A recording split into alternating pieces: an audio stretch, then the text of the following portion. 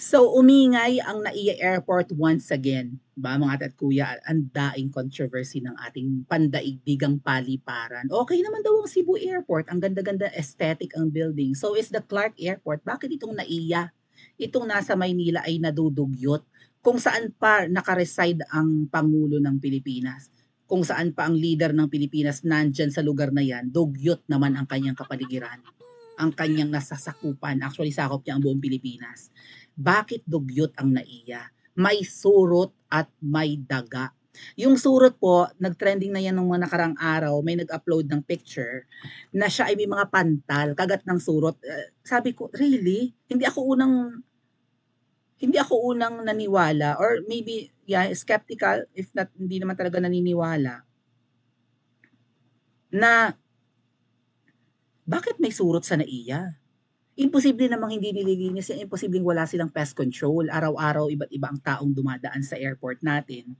'Di ba, lalo yung international airport ng Manila or ng yan, yung Ninoy Aquino International Airport nga. Bakit wala ba tamad ba ang empleyado ng NAIA, ang kanilang mga lahat na? Ang management as a whole, hindi lang yung mga janitors and janitress, 'di ba? Tamad ba sila? Bakit nagkasurot? Ang alam ko mga ate at kuya, ang surot ay ang bongga naman nun ng pang-snacks. Thank you so much po, Page Forest. Ay, talaga namang first time ko makakita ng ganyang kagandang kulay. Magagalit niyan si Anis.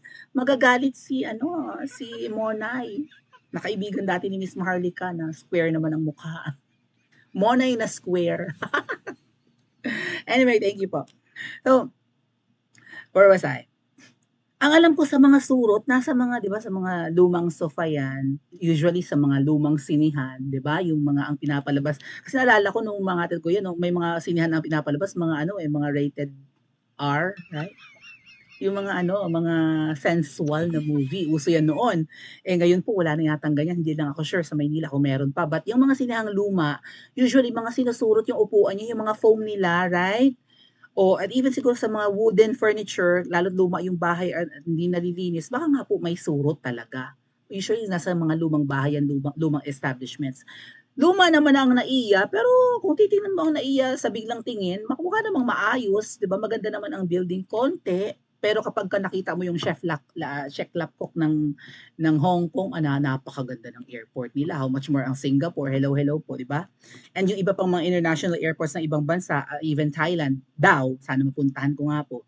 Apakagaganda ng mga airports. So kung nai-impress na kaming mga nandito sa Pilipinas sa itsura ng airport ng Pilipinas, lalo yung NAIA, lalo na siguro yung sa ibang bansa. Ako nga po, tuwang-tuwa talaga ako. Ang linis-linis, ang laki-laki ng airport ng Hong Kong when I was there. And sabi ko, sana ganito na rin ang Pilipinas, di ba? Maganda na rin ang ating pandaigdigang paliparan. Kaso mo, ayan nga po, nadudugyot. Ang sabi ng iba, sabotahe daw yan. Baka yung surot daw ay imported galing sa ibang bansa. Ay, yung surot nga po, inamin naman ng, I think, DOTR, na ang surot ay galing sa idinonate nilang Rattan Furniture or Magerd. So, eto yung picture, mga tet kuya. Ano ko lang. Pakita ko lang sa inyo. Grabe talaga. Ano tong kadugyutan? Kuting, anong bagong Pilipinas ang ngaw mo? Sino ba ang dapat nating sisihin dito, mga tet kuya? Siyempre, unang-una, DOTR, Department of Transportation, lalo na yung DOTR Secretary, yung alter ego ni Kuting. Even Kuting, kung ikaw Kuting, pinapatawag mo lagi, di ba, regularly, let's say once or twice a week ang iyong mga secretaries, magtanong ka, kumusta yung hinahandle mong departamento, malinis ba, maunlad ba, anong kailangan nyo, magiging maayos ang lahat. Kaso mo, mukhang wala ka namang regular meeting with your cabinet secretaries. Hindi naman namin nakikita lagi si VP Sara nagsiselfie at nandyan lagi sa Malacanang. Hindi katulad ni Tatay Digong noon, laging may, di ba, may regular meeting. Minsan nila-live pa nga ni Tatay Digong, may video recording if not live. Nakikita natin humaharap yung mga secretaries ni Tatay Digong sa kanya. Pinanggigigilan natin noon si DOH Duque, di ba? Duque, Francisco Duque III, dahil inutil siya nung panahon ng pandemic. O at least nakikita natin humaharap kay Tatay Digong kahit na harap-harapan ng pagsisinungaling, at least, di ba, manginginig-nginig konti eh. Mangangamba na baka, di ba, teka muna, pinagkatiwalaan ka dyan, kumusta ang trabaho mo, baka palpacation ka, pinapatawag mo ba Kuting, ay hilig mo maglamyar, siguro naman dumadaan ka ng NAIA, I don't know kung saan dumadaan yung private plane mo.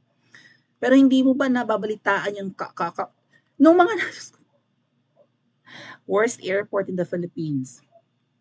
Tandaan nyo, sa kaanimalan ng immigration, ang mga pasahero nagdala na ng diploma, requirement pala yung diploma kapag gusto mo mag-abroad. College diploma, ibig sabihin kung elementary graduate ka, kahit mapera ka, afford mo ang plane ticket at maglamyarda abroad, hindi ka makakaalis kasi wala kang college diploma. At one point, may isang ang nagtoga, naalala nyo mga ate at kuya, may nagtoga sa airport, sa NAIA, para asarin.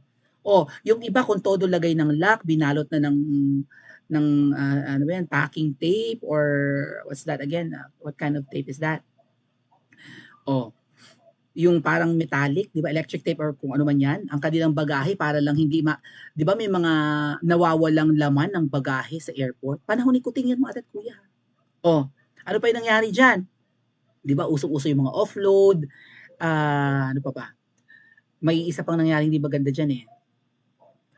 Aside from dun sa kahigpitan nila, yung kumain ng dollar, kumain ng pera. Tandaan nyo? Nakunan sa CCTV yung nag-inspection ng bagahe ng I think mga Thailander yun eh. Dollar ba yung inuya or maybe pera ng Thailand? 'Di ba? May ganyang video. Nilunok nung may pagka-tomboy na parang nag-inspection doon sa daanan, sa parang X-ray, dinadaanan ng mga pasahero. Nilunok niya. May hawak pa siyang bote ng tubig, nilunok niya yung pera. Ito ang nangyayari sa gobyerno mo, Kuting. Wala ka pang 2 taon. Gumala ka ng gumala, malamang dumadaan ka ng airport niyan, dugyot kung ano-anong nangyayari. Hindi mo kastiguhin ang sekretary mo na nag-handle niyan. Anong klase kang leader? Katulad nga nung analogy ko kanina, kung magulo ang classroom, kung marumi ang classroom, puro kalat, nagliliparan ng gamit ng mga bata, ang iingay, nag-aaway, hindi nakikinig ang mga estudyante. Sinong may kasalanan? Hindi ang classroom officers. Mismong teacher na nagha-handle ng classroom. Kasi advisory niya yun. Kung hindi niya kayang disiplinahin ng mga estudyante niya, anong klaseng maestra or maestro siya? So Kuting, ikaw ang mabubuntunan nitong mga nangyayari sa airport. Ayan, pantal-pantal. Kasi yan yung nauna mga ate at kuya, nagkanda pantal-pantal yung pasahero, ngayon naman may daga. Anong klase yan? Ayan, nagkanda pantal-pantal. May mga kagat. Akala mo, galing haunted house or maybe lumang sinihan, kung meron pang mga lumang sinihan sa Pilipinas. Puro surot. O ito mga ate at kuya. O ayan. Welcome to NAIA Terminal 3 where traffic is understatement but a way of life. Tingnan nyo ang mga sasakyan. Naging parking lot na. Yung parang skyway or whatever. No? O. Pati baba, mga ate at kuya. Yan ang NAIA. Mukhang hindi na gumagalaw ang sasakyan. Araw-araw, lalong-lalo na po nung December. Kaya ako hanggat maaari, and I would highly recommend this to everyone, huwag na huwag kayong babiyahe ng Biyernes. Huwag na papatak ng Friday ang inyong flight. Kasi talaga namang peak hours, I don't know, ganyan talaga. Gawin nyo siguro mga Tuesdays hanggang Thursdays. Weekend, hindi pa ako sure. Pag pumatak ng Friday yan, Diyos ko, iwan kayo ng flight nyo. Papunta pa lang kayo ng NAIA, grabe na yung traffic. Pagdating nyo ng IA, Diyos ko po, hindi na umuusad. Yung 2 hours before the flight nyo for local flights or maybe 3 hours before the flight kapag international flights, gawin nyo ng 4 hours, 5 hours dapat nasa airport na kayo. I-anticipate nyo yung traffic at kung ano-ano pang mga kabalbalan at kalokohan, emergency nangyayari sa airport, makakagat ka pa ng surot, bibili ka pa ng ointment. May daga, baka makagat ka pa ng daga, leptospirosis, I don't know, ano ba, hindi tetano ano ba yan? Magkaka-rabies ka pa. Ang dugyot ng NAIA, ganyan, ano to. Ano yan, sabotahe para makalimutan yung ibang nangyayari sa Pilipinas. Kasi 'di ba pumutok yung issue na si Kuting ay 'di ba nagsalita si PRRD nun sa Davao mga nakaraang linggo na si Kuting ay gumagamit ng pulveron. Maybe those are diversionary tactics. I don't know, mga ate at kuya. Hindi kaya? Kasi yung ano po, yung surot, i-play ko yung video sa inyo. Ayan, March 1 mga ate at kuya. May nanalo sa loto. Magkano ang jackpot price? 175. Sino kaya ang tumatama sa loto? Sino kaya yung lone bettor mga ate at kuya ko ng kapicture para makita ng nasa Princess Maui 2? May nanalo, March 1. Ngayon lang. Nanalo sa loto. Karimari-marim.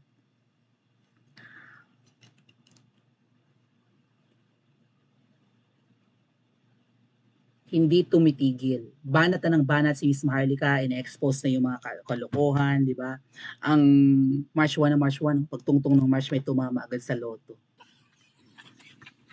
Kuting, hindi ka nagtataka ba't may ganyan? Teka muna, parang nung umupo ako, lagi may nananalo.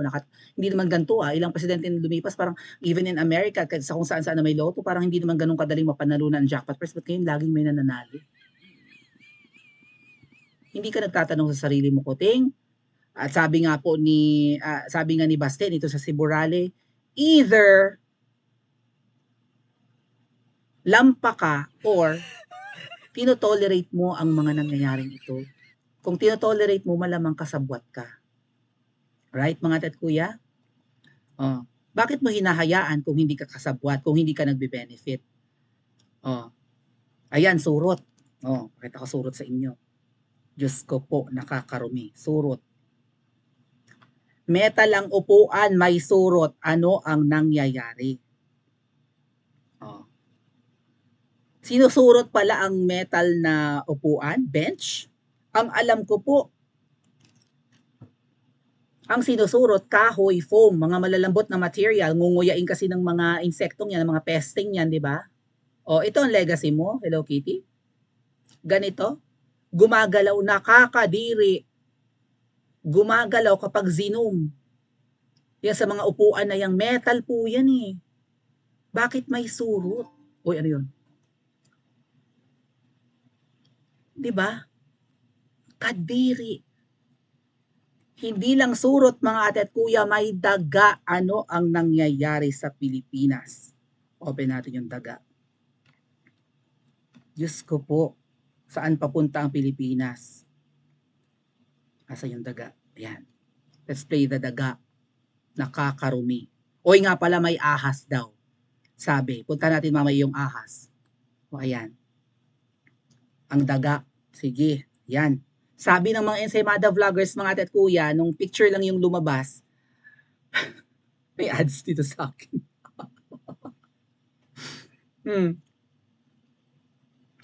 Sabi ng mga defenders ni Kuting na mga Ensaymada vloggers, na mga bulag, kasi picture lang yung unang lumabas, yung daga daw edited raw yung picture kasi unang nag-trending po picture may daga sa naiya, di ba? May surot, may pantal-pantal. Sumunod daga naman. Ang palusot ng mga Ensaymada vloggers ni Kuting, mga defenders ni Kuting ng mga vloggers, mga himod puwet na mga vloggers kay Ahas, kay Kuting at kay Tambalolo.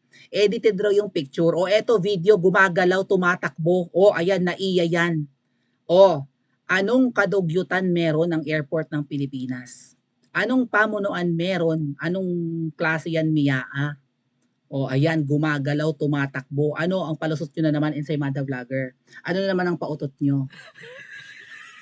Nadudugyot ang Pilipinas dahil sa kainutilan ni Hello Kitty. Yan na yan. Kung dinidisiplina mo, kung updated ka lagi, sa reports ng mga secretaries mo, Department of Tourism, Department of Transportation, DSWD, DOH, DILG, DepEd, lahat. Kung lahat ng mga secretaries mo, Hello Kitty, nagre-report sa'yo, kung napag-uusapan ng opisina mo at pinapupunta mo lagi sa ang ginagawa mo, nagagala ka, nasa Australia na, hindi ba si Kuting? Lakwat siya ng lakwat siya, Diyos ko po, walang humpay, walang kahihiyan. Akala ko ba babawasan mo na yung biyahe mo? Ba't ka biyahe ng biyahe? Ha, puro pledges, wala namang natutuloy sa pledges mo, puro pangako yung napapala mo, binobola niyo yung tao, nagba-brag pa kayo na bilyones na yung pledges mo, nasaan ang epekto ng pledges mo? Hindi namin maramdaman, ang mahal ng bilihin. Wala kami nakikitang infra, kundi yung mga infra pa rin na sinimula ni PRRD at hindi naman ikaw ang nagpasimula. Akala ko ba build better more? Ang pantapat mo sa build, build, build, nangako ka ng continuity, ano 'tong nangyayari? Nadudugyot ang Pilipinas. Ang dumi-dumi ng Pilipinas, polluted, ang daing mga namamalimos, kalat ang mga badyaw, polluted ang Pilipinas. Ang lala ng corruption, may tumatama sa loto, katakataka na. Ayan, airport na airport natin nagkakaganyan. Ano yan? Kuting. Ha? Ano ang ginagawa mo? Natutulog ka sa pansitan? Worst airport. Worst traffic. Oh, ano ang legacy? 2 years ka pa lang, ayan na, puro nakalintikan. Number 1 importer ng bigas. Ito ang first 2 years mo, hindi mo kayang kontrolin? Tapos lagi kayong may mga pa-fashion show? Meron ka na namang fashion show sa Malacanang nakaraan, nakaitim pa nga si Ahas, naka-Filipinyanang itim ang Ahas na yan. Tapos lakwatsa ka ng lakwatsa, pinapabayaan mo ang Pilipinas, wala kang pakialam, wala kang empathy, mas malala ka pa kay Pinoy. Akala namin kapantay mo lang or katulad mo lang si Ngoy Ngoy. Mas malala ka pa. Would you agree with me mga ate at kuya? Paki-comment nga po sa comment section at mag-like and subscribe din po kayo.